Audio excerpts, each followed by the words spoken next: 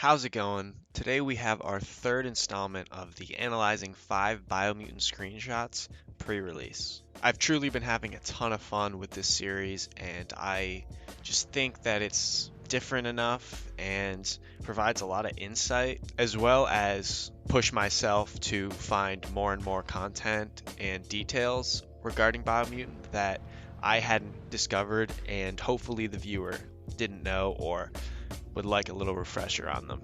Let's get right into our first image. Equipped with a gas mask, this biomutant has one place to be right now. That's the armory. And something about the armory that I didn't really know or I'm looking to find more about is currency. Yes, there's clearly a place where we can go and buy loot, we can go and buy armor. What are we paying with? What kind of materials do we use to buy this stuff?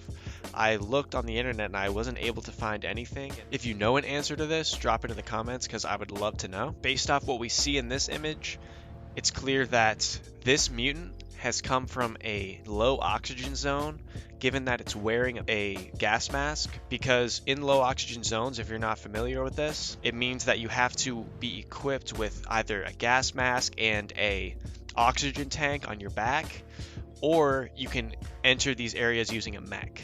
The NPC holding the hammer on the right side is what the game likes to call black fingers, and they are people that are usually getting their hands dirty, whether it's tinkering with new gadgets or in this case, putting together some gear.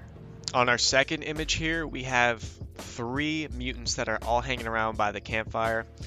I was unsure if one of these was considered the player character and the other 2 were part of a tribe of some sort. Who are these people? We know that there's tribes that we can either band with or go against. I haven't heard anything about companionship, though that'd be really cool to see. Maybe this is just 2 people sitting by a campfire as you're wandering the map who could give you some sort of information on the old world or a new spot to find. It's interesting regardless.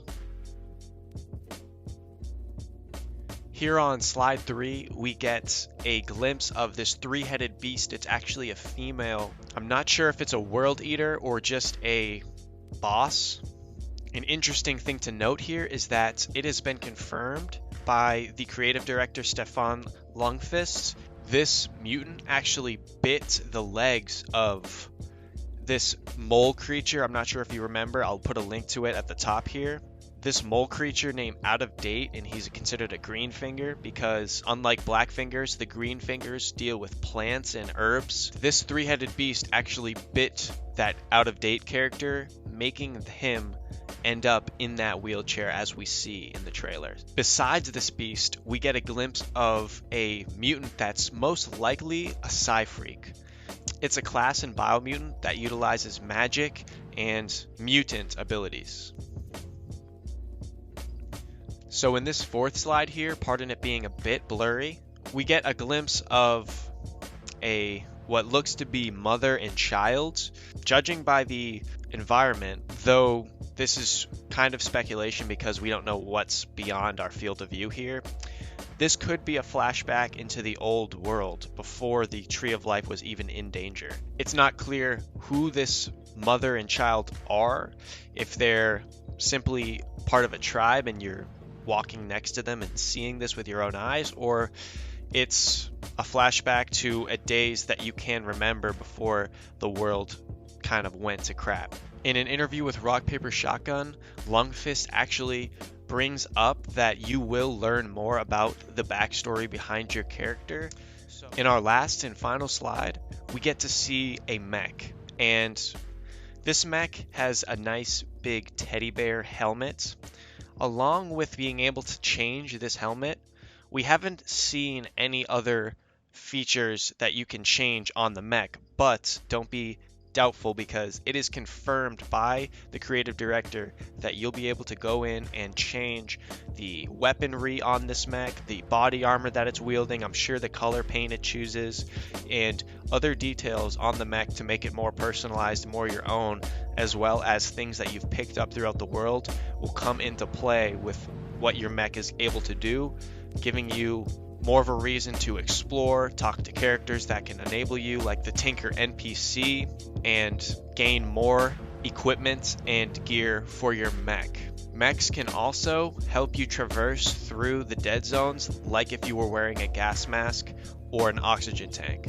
So getting a mech in Biomutant is seeming to be a very vital and frankly cool looking feature.